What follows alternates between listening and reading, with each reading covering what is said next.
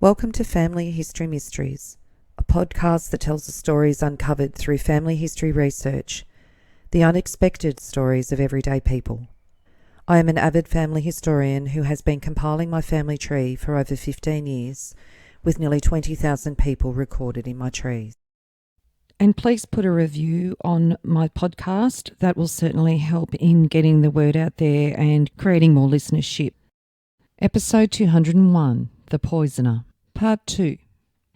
In Part 1, I gave information about the coroner's inquest into the death of Alister Clark and how the coroner's decision was that it was going to be taken to trial as he believed that Alister Jenner Clark murdered his wife through arsenic poisoning. On the 18th of March 1929 in the Maitland Daily Mercury, Clark case, husband on trial. The trial commenced at the Central Criminal Court today of Alister Jenner Clark, 24, salesman, for the alleged murder of Mrs. Alister Clark, who died at the Coast Hospital on the 12th of October. The Crown prosecutor alleged that when the accused visited his wife at the hospital, he gave her chocolates, which he first dipped in an overcoat pocket, which analysis showed contained 55 grams of arsenic. 8 days after Mrs. Clark died, Clark married again. Mr. McKean declared it was one of the most callous crimes that ever came before any court. The unfortunate victim was none other than the young wife of the deceased, to whom he'd been married for only 3 years. The evidence would be purely circumstantial, as in most poisoning cases, and it would be shown, beyond any shadow of a doubt, that a remarkable amount of arsenic was in Clark's pocket. It was unthinkable that a man should carry around arsenic in that way without knowing it was there. The post-mortem examination of organs of the deceased all revealed traces of arsenic, and it would be shown that Clark, and he alone, was responsible for having administered the poison to his wife. 37 Crown witnesses, including 6 doctors, were called to give evidence. There was a long queue awaiting the opening of the criminal court at Darlinghurst today. People were jostling for places, and there was only standing room. Clark denied the charge. The evidence submitted was similar to that given in the lower court. On the 20th of March 1929 in the Lithgow Mercury, from the dock, Clark's declaration. When the trial of Alister Jenner Clark, who was alleged to have murdered his wife, was resumed this morning, the accused addressed the jury from the dock. He said that when his wife first became ill, he would stay in Bondi as he could not bear to be by himself. They were very kind to me, he said. The police alleged that I administered arsenic to my wife, but I never gave her anything that contained arsenic in any shape or form. When my wife was taken to hospital, I visited her as much as possible and took her everything she asked for. I'm not denying what the police said I took her. If she asked for chocolates, and she loved them, I took them to her. I got her every mortal thing she wanted. I did not only take her chocolates, I took her eggs and everything she wanted. When the news of my wife's death came to me, I was deeply shocked, and I asked if it were true, because once before a friend told me that she had died. I'm absolutely innocent of the charge. Clark also denied ownership of the blue overcoat, in the pocket of which 25 grams of arsenic were found. He said it was at the flat when he was there, and he only wore it occasionally. A letter written on a pink slip of paper, which had been found in the overcoat by Detective James, was handed to Mr. Justice Ferguson by the Crown prosecutor, who remarked that the judge would see the signature was material. And on the 21st of March 1929, in the Queanbeyan Age, guilty of murder. The Central Criminal Court yesterday, Alister Jenner Clark was found guilty of the murder of his wife and sentenced to death. Alister Jenner Clark came from a highly respected Ryde family and was given every opportunity to make a brilliant success of his life. He went to Fort Street High School with young men who today are forging ahead in businesses and professions. His arrest came as a tremendous shock to his parents, who had been abroad. Clark had been arrested in October, and their inquiries for him as soon as they stepped from the boat in December brought the stunning reply that their son was in jail on a murder charge. It outlines in his jail record that on the 28th of January 1926 at Ardlethan, his offence was preliminary expenses at £30. Then in the Central Criminal Court on the 20th of March 1929 for murder, and the death sentence was appealed on the 22nd of March 1929. On the 13th of May 1929, his application for an appeal was refused, and he was commuted to imprisonment for the term of his natural life on the 31st of May 1929. So on the 21st of March 1929 in the Sydney Sun, it outlines Alister's case for appeal. "Of course I will appeal," said Alister Jenner Clark last night. He had then recovered from the faintness which assailed him earlier when he heard the sentence of death pronounced to him by Mr Justice Ferguson for the murder by slow poisoning of his first young wife. At 8:30pm, Clark heard the jury's verdict of guilty, and at 9:02 he was inside the condemned cell at Long Bay Jail. On the way out, Clark recovered the jovial manner which he had assumed from the commencement of the trial up to its closing stages. He said, "I feel all right now. Of course I will appeal. I will get my solicitor to prepare the papers. I suppose it will be 3 months or so before my appeal is heard." Clark's last words to his escort when they handed him over to the prison officials at Long Bay were, "I'm glad you treated me decently. I am glad you didn't put me in the handcuffs. I hate handcuffs." Inside one of the court's anterooms, waiting to hear the verdict, was Clark's second wife. She fainted when the dreaded news reached her. During the time Clark was held at Long Bay awaiting trial, he and another prisoner had an argument which ended in a blow. The argument, it was said, involved the ownership of some tobacco, and after Clark punched his adversary, knocking him down, prison officials had Clark removed from the observation wing to a more secluded part of the jail. And on the next day in the Sydney Daily Telegraph, refusing to speak to warders, his head buried in his hands and his hair ruffled, Alister Jenner Clark, convicted of the murder of his wife, was filled with abject misery and despair in Long Bay Jail yesterday. He is waiting for his parents to visit him. Accompaniment to his heavy thoughts was the pad-pad of ever-vigilant warders who viewed him through openings in his observation cell. The openings, slots in the walls, gave warders unobstructed views of every corner of the cell as a precaution against a condemned man's possible suicide. Remand cells gave him hope. He was not treated as a convicted man there, but in the observation cell, where all murderers go till their fate is decided, it was different. Clark spent a night of fitful slumber, and he was as a man stunned yesterday morning. His one bright ray is an appeal, and has expressed an intention to lodge one. During yesterday, he once asked whether his parents had come to see him, that they would come with certain, he said, in that one moment when he seemed to rouse himself from his stupor, and he thinks they will call today. Yesterday morning, Clark was fitted in a prison uniform. He does not work or associate with other prisoners, except for a period in the exercise yard. He's in solitary confinement. Until the Executive Council considers his case, he'll remain in the observation cell. If the decision is that the death sentence be carried out, he'll be moved to the condemned cell. If Clark's punishment is commuted to life imprisonment, he'll be given a number and drafted to another cell among the lifers of similar classification. And on the 23rd of March 1929 in the Adelaide News, Alister Jenner Clark, 24, salesman, now in a condemned cell at Long Bay Jail, under sentence of death for the murder of his first wife by poisoning, lodged an appeal today. Clark claims the verdict was against the weight of evidence, and he declares that there is fresh evidence available on his behalf. He maintains a cheerful manner and was heartened by a visit from his parents. His second wife, Brida Blanche Marks, whom he married 8 days after his first wife died, has not been able to see him yet. And on the 13th of May 1929, so a little less than 2 months later, appeal dismissed. Alister Jenner Clark case. The full Court of Criminal Appeals dismissed the appeal of Alister Jenner Clark, who was convicted on the charge of murdering his wife by poisoning her. And a week later, in the Singleton Argus, Cabinet today decided to commute to life imprisonment the death sentence passed on Alister Jenner Clark for murdering his wife by poisoning her. Cabinet ordered that Clark should never be released from jail. On the 18th of June 1929 in the Rockhampton Evening News, to the scene of her lover's guilt, Slayer's second wife in Coast Hospital, her protest. Mrs. Brida Clark, second wife of Alister Jenner Clark, now serving a life sentence for poisoning his first wife, was taken into the Coast Hospital the other day seriously ill. The first Mrs. Clark was murdered in the same institution exactly 8 months to the day. Last week, Mrs. Brida Clark, his second wife, contracted scarlet fever and was removed to the Coast Hospital. She did not want to go there. She said, "Anywhere but to that place. I do not want to go to that hospital. Don't take me there." However, there was no alternative and she was admitted to that institution. Mrs. Clark, it is understood, is making preparations to visit her husband in Goulburn Jail. Instead, she's under medical treatment in the same hospital that housed her predecessor in the wife killer's affections. And a week later, on the 31st of July 1929 in the Sydney Evening News, at Goulburn, Alister Clark, who was serving a life sentence in Goulburn Reformatory for the murder of his wife, was splashed about the face and hands with sulphuric acid yesterday.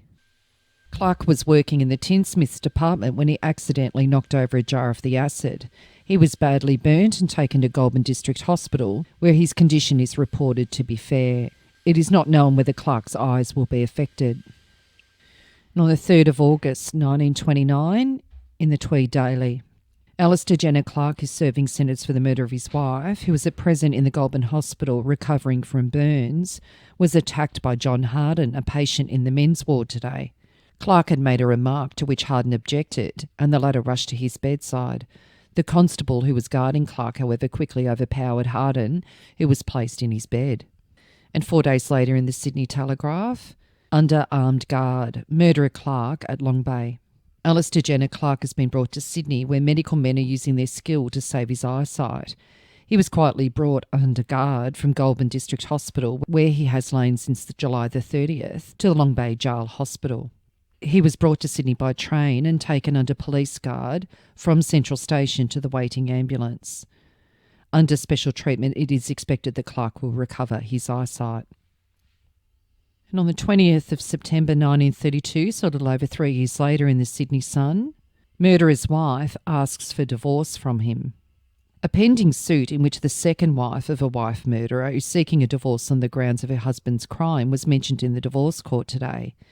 Bride Blanche Clark, second wife of Alister Jenner Clark, asked the judge in divorce for permission to give evidence in the suit of the affidavit. She said, "I live with a respondent at a flat in Bondi Road, Bondi." Then, on October 22nd, 1928, he was arrested in connection with the death of his former wife, and on the 20th of March 1929, the said respondent was sentenced to death. Mrs. Clark had gone away to another state where she was employed as a saleswoman in the neckwear department of a big store. Her salary was £2 2s and 6 a week, including rationing, of which £1 7s and 6 was paid on board, 3 shillings for fares, leaving a balance of 12 shillings and 6 for clothing and miscellaneous. As a result of her financial position, she was unable to come to Sydney to the divorce court. The application was granted. And 5 days later in the Sydney Truth, Bride Blanche Clark has found another life. She lives among new friends seeking fresh happiness, ever trying to forget. And to the law which snatched away from her side the man she loved, she has now turned that she may be enabled to forget the name that he gave to her, to cut herself away forever from the memory of something that opened wide the floodgates of anguish on that fatal day 3 years ago. Bride Clark has been asked she be divorced from the man who killed his wife, whose place she took. The petitioner requests that the marriage be dissolved on the grounds that the said respondent has been imprisoned for life for the crime of murder.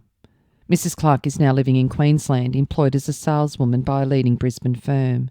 The affidavit showed that she was born in Brisbane and there were no children of the marriage. In another document, a message from the living dead, Clark himself acknowledging the receipt of the petition, and Mr. Justice Boyce said, "Your application is granted." The proceedings were brief, but they recalled one of the most tense murder trials ever listened to in an Australian court, of the intricate police work that unravelled a startling criminal puzzle, of the sensations, the pathos, and the human drama that surrounded the last few minutes of liberty left to Alister Clark. Clark presented a strange psychological study of crime. There was no doubt that he was genuinely fond of his first wife, yet his affection for her vanished in a moment with his suddenly acquired regard for another woman. It was his habit to visit his first wife at the hospital where she was slowly dying and leave the woman with whom he was living outside while he entered to talk with the stricken girl in terms of endearment. And throughout his trial, Clark, the man who had callously deprived the woman he'd married of her right to live, always had a black band around his left coat sleeve. Always well-dressed and a splendid conversationalist, Clark met the girl he was to love, woo and marry and then murder in cold blood while he was share farming at Gunning. At the time, she was an attractive 19-year-old daughter of a well-known local person, an easy prey to the city man's personality. Clark, with maniacal cunning, had killed her in a manner not calculated to arouse suspicion. A quick and sudden death would have brought the inevitable consequences that were far less likely with his ghoulish plan of slowly poisoning her and engendering the belief that the unfortunate girl was the victim of a gradual sickness. He killed the woman under the very eyes of the watchful medical world. No crime more enormous, more foul could be conjured than this slow murder of a helpless woman by a man who outwardly professed to love her. Bride awaited dejectedly and hopelessly about the precincts of the court. Kindly officials advised her to go home, but Bride Clark came back. She was there again the next day and the next, listening dazedly to the charge each time as it was read out against her husband. The wife of a week, a pathetic and broken figure, haunted the court in which the man she loved was facing such an awful indictment.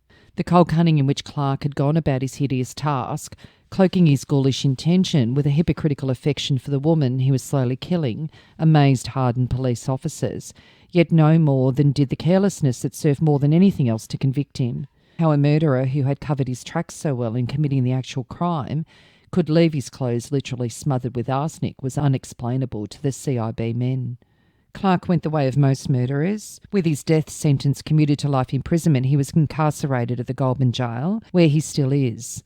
He was a frequent churchgoer in the days of his liberty, and he's become deeply religious behind prison bars and spends hours in his cell reading the Bible. Only the copy of the divorce petition that was recently served upon him has brought him back into the vivid reality of the things that happened 3 years ago. That night of suspense when 12 men in front of him served his doom of being guilty and sentenced to death. In another part of the building that night, a weeping woman sitting within hearing screamed and beat the air with her hands, shrieking, "He's innocent, innocent, you know that he is." Half conscious, with kindly hands assisting her, Bride Clark was taken from the room where she was huddled and into a motor car, driven away to the home of friends. While this was being done, he was bundled through the waiting door of the prison van and moved off. And in the Richmond River Herald, a Northern District Advertiser, it says, imprisoned behind the walls of Goulburn Jail for having murdered his wife by poisoning her in 1928, a lifer sits long into the night composing waltzes and practising them on a dummy piano. Here's Alister Jenner Clark, whose story would make an epic of fiction. Tragedy, joy and genius are queerly interwoven in his life. In recent weeks he's composed 3 unnamed waltzes, melodies that must wait for the hand of death to release them from Clark's little prison cell. When he first entered the jail, knowing that only through a miracle would he see the outside world again, Clark was morally broken and became a recalcitrant prisoner. It seemed merely by chance that music filtered into his mind. Apparently it was the link he needed to save his outlook. He was given music lessons and progressed amazingly. Conservatorium officials, Mr. Lindley Evans and Mr. Weiland, were sent to Goulburn to hear Clark play, and they pronounced on their prisoner's musical ability that it was brilliant. And on the 2nd of November 1935 in the Adelaide Mail, prisoner amazes in music exam. In Sydney, after having studied each night in his cell for a first-grade examination in music, Alister Jenner Clark, who's serving a life sentence in Goulburn Jail, gained 99 points out of a possible 100. The authorities say that he's probably established an Australian record for such an examination. Clark's paper in the Conservatorium and the director, Dr. Bainton, warmly praised his work. The paper has also been seen by the Director of Education and Minister of Justice. There is no doubt that Clark is a born musician, said Dr. Alex Bernard of the teaching staff of the Conservatorium, who examined him a few days ago. His paper is amazingly brilliant. He was given 4 questions in counterpoint and he obtained the fullest number of marks for 3 of them and lost only 1 point in the 4th through a trifling technical error in an augmented 4th. He's been teaching himself the theory of music from books supplied by generous friends, and I must say that he is a genius. I've never known anyone prepare such an excellent paper on the subject as his, and he has made remarkable progress in piano playing. And on the 22nd of May 1936, life prisoner to compose an opera. Alister Jenner Clark, serving a life sentence at Goulburn Jail for murder, will attempt to write an opera. In jail by special permission, he was taught music and, with credit, passed a series of conservatorium examinations. He practices in his cell on a dummy piano keyboard and has played and composed on the chapel piano. And on the 22nd of April 1952, in the Sydney Sun, Alister Jenner Clark may be freed. Release of Alister Jenner Clark has been recommended by the prison's parole board. Clark recently has been at Tumbarumba Prison Farm, where he was in charge of milking operations and is regarded as a model prisoner. He's now 47 and was 24 when he was sentenced to the murder of his wife. Clark knew nothing of music when jailed. He's now an accomplished musician and composer and has wrote numerous compositions in Goulburn Jail and has had many published. He took correspondence lessons from a New South Wales State Conservatorium of Music teacher and won his diploma of Associate of Music in Australia in 1936. Clark became a leader of the Goldenjal String Quintet, which he later expanded into a 15-piece orchestra. He became a student of all instruments except the guitar and has taught many inmates to play. And 3 months later, on the 30th of July 1952, it was announced that Alister Jenner Clark was released this week after 23 years in jail. And I'm unable to find a death certificate of Alister Jenner Clark. It's quite possible that he changed his name once he was released. A little on his family. His siblings, Norman Charles Clark, was born on the 12th of June 1904 in St Peters, New South Wales, in 1919, and announced that Norman was missing from his home in Constitution Road, Ryde. Norman Charles Clark, 15 years of age, but looks older, 5'7", medium build, fair complexion, brown hair, large dark brown eyes, dressed in a light grey tweed suit, a grey soft felt hat and golf stockings pulled over long trousers, carries a small kit bag containing a trainee's old uniform, a factory hand lately employed at Burgers Paintworks at Rhodes, may go to Armidale, Gloucester, Paterson or Kempsey. Information to Charles Arthur Clark, the father of Ryde. Norman married Hilda Mary Smith on the 2nd of April 1934 in Parramatta, New South Wales, and he died on the 4th of August 1985 in Newcastle at the age of 81. He had a sister, Eva May Jenner Clark, known as Maisie, who was born in 1908 in Sydney. She married Edward Jeremy on the 17th of March 1934 in Sydney when she was 26 and he was 31. They had a daughter, Christine, however she died at the age of only 1. They lived in Queensland in their retirement, and she passed away on the 16th of March 2001 in Booderham, Queensland, aged 93. And there was also a younger child, Wesley John Clark, born in 1910.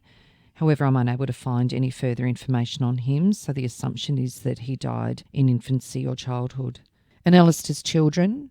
Well, I did endeavour to find out who the illegitimate child was. I did look up Lucy Gordon from Barellan and try and get some census records or other formal records, and it just led to a dead end. So even when looking up child protection indexes, I just couldn't find anything that related to either parent. Mona May Clark was born on the 26th of March 1925 in New South Wales. She married Oscar Arnold Jacques Sawyer in 1960 when she was 35, and they lived at Lidcombe, New South Wales in 1963. They had a daughter and 2 sons, Lee and Brett. And Mona died on the 14th of April 1986 in Ermington, New South Wales at the age of 61. Interestingly, in her death notice in the Sydney Morning Herald, it mentions her father as William Clark, with an E on the end of Clark, and her sibling Ronald. And their second child, Ronald Arthur Clark, was born on the 18th of April 1927 in Paddington.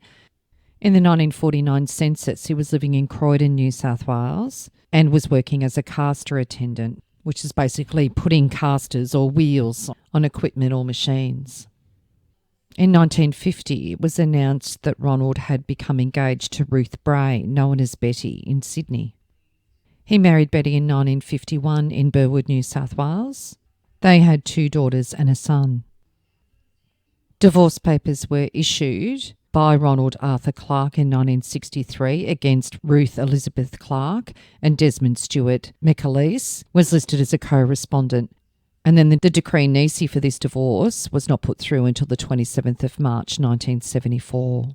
In the 1968 census, he was living at Mount Druitt South without a wife living with him in 38 Miller Street, and is listed as a driver.